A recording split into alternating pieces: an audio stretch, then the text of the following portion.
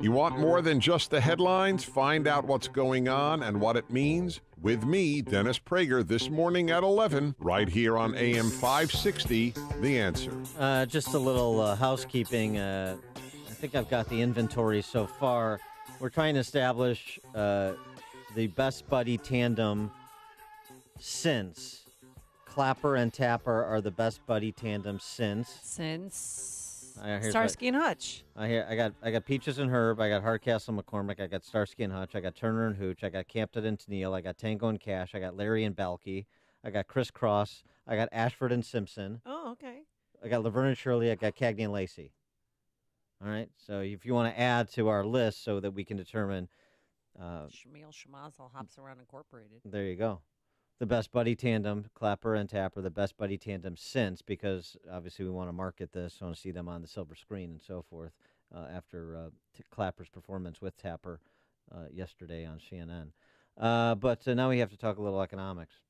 Yeah. And to help us do that, this morning. We're pleased to be joined by our friend, Heritage Foundation economist, CNN senior economist, Wall Street Journal columnist, many other titles. He is all Steve around Moore. Good guy. Yeah, there's another title. Steve Moore joins us. Steve, welcome. Oh, boy. Steve. Lennon McCartney? Oh, hey, Steve. I'm sorry, what did you say? How about Lennon McCartney? How about Cudlow Moore? Cudlow Moore. Ooh, yeah. But, I mean, buddies? I mean, the guy was the best man at my wedding, so, I mean, we're pretty good buddies. Oh, Sonny and Cher. Sonny and Cher, you guys, an obvious one. Donnie and Marie. Donnie and Marie, another good one. Tony and Tennille. You guys are good. Tony and Tennille. Captain and Tennille, I already mentioned. Hey, watch out, Amy. You're dating yourself here. Yeah, and you and Cudlow will have to either make music together or solve crimes in order to be considered on the list. Seals and Croft. Seals and Croft. That's another good one. Oh, yeah. All right, we'll take them all morning. So this news that just as we're starting to walk away from a trade imbroglio with China, the Trump administration is considering imposing new tariffs on foreign vehicles and auto parts, as much as 25% on automobile imports. What say you to that idea, Steve Moore? Yikes. I just saw that news flash. I guess he tweeted that out, right? Yesterday or this morning. No, I don't like it. I'm not a tariff guy. Now, we've had this conversation on this show before. I'm very much in favor of getting tough with China because I think China is a real problem on the world stage. They cheat, they steal, they're arming our enemies. But the idea of just a blanket tariff on autos is a tax on consumers. It will make America less competitive, and it's a special interest, gift to the American auto producers at the cost of consumers. So that idea. I'm writing my column on this week, and this is why we have Larry Kudlow over at the White House to try to walk him down off the cliff on this stuff. Well, why would he even want to implement these tariffs to begin with? Doesn't he think this through? I mean, really, Germany VW is not happy right now, and Japan automakers are not happy right now. Yep. Why does he want to do it? Well, look, I do think his heart is in the right place. I think he does care about those blue-collar manufacturing jobs in places like Michigan and Ohio and states like that. I think he's trying to, quote, protect their jobs, but it's just a policy that's never worked. You make cars more expensive here, you make auto parts more expensive, that may actually, in the end up hurting our auto industry. And, a lot of those foreign cars, by the way, they're actually made in the United States. Sure. You go throughout the South, this, Dan. You go to Texas and Alabama and South Carolina, and all you see is Toyota plants and Nissan plants, and so a lot of those cars are made in the United States. It's a dumb policy, and I hope that Trump retreats from it. Well, do you think this is just another play of saber rattling, of trying to leverage for, as Larry Kudlow has said about the back and forth with China, right? Ultimately, it's a medium-term growth play to reduce barriers on both sides, and this is his way of trying to back competitors down. Yes, of course. That's what the game he's playing. But look, we don't import that many cars from China, right? Right. We import cars from Japan and Germany, and some of the cars are made in Mexico and so on. But look, I'm in favor of using the threat of some of these tariffs against countries like China that are abusing the trade laws. Now, the the president's own Council of Economic Advisors came out with a report that was actually pretty startling about how much higher the tariffs are that other countries are imposing against us than we impose against them. And these are countries, in many cases, that we have trade agreements with, and they're just not abiding by the trade deals. And so, I like the idea of Trump saying, hey, play by the rules here. If we're going to open up our markets to you and buy your cars, you got to buy our soybeans and blue jeans and bourbon and things like that. So that I'm fine with that, using the threat of punitive tariffs, unless these other countries start reducing their trade barriers. But I don't see the point of just I bet half the people listening to the show right now are in a foreign-made car.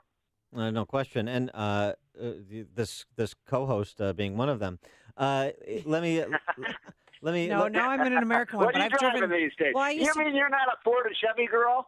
No, well, no, now I'm talking about me. Oh, you're talking about you. Yeah, you drive a Mercedes. Yeah.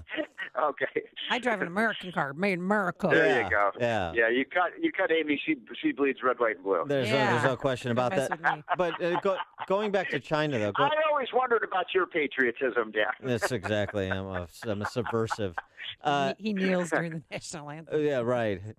China, though, Steve, I want to ask you about the reports of the possibility of a compromise deal to prop up the big Chinese telecom company ZTE in exchange for reduced barriers for agricultural products from America to China. What do you think of that? The last week or so, Trump has not had a good week on the trade front because I would refer your listeners to a great editorial the other day in the Wall Street Journal. I think it was about last Saturday or something, where they basically said, wait a minute, first we say we're going to impose tariffs on China, and they retaliate and say, okay, well then we're going to impose higher tariffs on your soybeans and your beef, and then Trump said, no, don't do that. We'll cancel these penalties against this subversive company, ZTE, if you don't impose these tariffs on our pork. And it's like, wait a minute, what have you accomplished here? So it looked to me like Trump blinked a little bit here. And ZTE is a subversive company. There's no question about it. They've been involved in espionage and things like that, stealing our technology. And so this looked like a retreat to me from Trump. And so I think it was a mistake to lift the sanctions against ZTE. And, look, China's going to, if I'm Trump, I just simply say, look, in 90 days or 100 days, what it is, we're going to impose this tariff on you unless you stop cheating, stop stealing our technology. I mean, this is a big deal, folks. I mean, this is $300 to $500 billion a year they're stealing from us, and we can't live with that any longer. But look, the ZTE thing I think was a strategic mistake, and now like China seems to be thinking, well, gee, all we have to do is threaten the United States with tariffs on certain things they want to sell to us, and then they'll back down. So it was not a good strategy by Trump. Congress voted to roll back Dodd-Frank, and President Trump's going to sign that soon. So what does that mean for common folks like myself? Well, that's a good question. Now, this is what we wanted, when I was working for Trump in the campaign, of course, we campaigned on the total repeal of Dodd-Frank. It's a terrible bill. And one of the things it's done is it's led, there's a rule in Washington called the law of unintended consequences, where oftentimes these laws do exactly the opposite of what we hope. And I got to step back and just say, can you imagine two worst people in the entire United States to write a financial regulation bill than Chris Dodd and Barney Frank? I mean, exactly. these were the arsonists. These were the people who started the fire, and then we asked them to fix it. I mean, Barney Frank, literally 2 months before the entire mortgage market collapsed, was the one. You remember this, Dan? Remember, said, I like to roll the dice on the housing market, and we rolled the dice, and it came up cat's eyes, and we all got destroyed by that. So well, that's why I don't. Not much. That's why I don't buy the unintended consequences here with those two knuckleheads, Dodd and Frank. They wanted. Maybe this was intended consequences because what we got what we got, as you guys know, is we got a further consolidation of the banking industry, so that the big, powerful banks got even bigger. Look at Wells Fargo and Citi and so on today, and the smaller community banks couldn't deal with the regulations. And there's a little bit of Amy, there's a little bit of an economics lesson here that oftentimes the big guys, the big entrenched powers, they want regulation. You know why? Because they can deal with the regulations. It's the small upstart companies that are nipping at their heels that can't absorb the costs. And this is a perfect example of that. I want to get your take on your friends over at Goldman Sachs, their fiscal outlook for the country this year, or this week, I should say. Yeah, exactly. I say that sarcastically.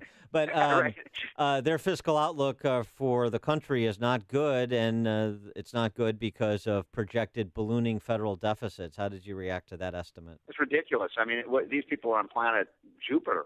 I mean, look, the numbers just came out. I'm writing a column with Art Laffer right now, sneak preview, that you know how much the revenues were up in April? Federal tax revenues over last year. You want to take a wild guess? What percent? 14%. You're pretty close. 12.5%. 12.5% is the biggest monthly increase that we've had in like 15 years. Wait a minute, we cut taxes and we're getting more revenues? I think I said that this might happen on this show. I mean, to 12.5%, that means we got a record inflow of tax revenues into the federal treasury in April. 12.5% above. That alone, that 1 month increase in the revenues increases the baseline. We've just cut the cost of the deficit by half. I mean, instead of being a $2 trillion tax, it's now $1 trillion tax. By the way, Goldman Sachs, they've got a lot of nerve. I mean, this is a company. Every time we have these bailouts and all of these kinds of policies, you know, in terms of crisis, what company always comes out smelling like a rose? Goldman Sachs, CAIG. Goldman Sachs. No, I agree. I agree with you about the messenger, but in terms of the message, what about the spend side? $1.3 trillion omnibus spending. So that's you know, you can generate all the revenue in the world if they're spending more than all the revenue in the world. Yeah, but the point is that's absolutely right, and I think the spending is despicable and it's indefensible. But here's the point: did you guys look at the? I bet you didn't. There's a Atlanta Federal Reserve Bank report that came out this week. What do you think that the growth rate is so far for the second quarter of 2018? The GDP growth? Yeah, 4.1%. Over 4%. This economy. Another Steve Moore prediction. If you get 4% growth, and we get 2 or 3 years at 4% growth, we get so much revenue in, the deficit goes down, it doesn't go up. End of story. This is exactly what we predicted. Kudlow, Laffer, Forbes, Moore, we had the story exactly right, and I ain't backing off on it. I love this story. And you know what, guys? I'm almost getting tired of winning. Oh, my God. Steve Moore, Wall Street Journal columnist, chief economist for CNN and the Heritage Foundation. Steve, thanks for joining us. Appreciate it. All right, guys. Have a great week. Take care. And he joined us on our turnkey.pro answer line.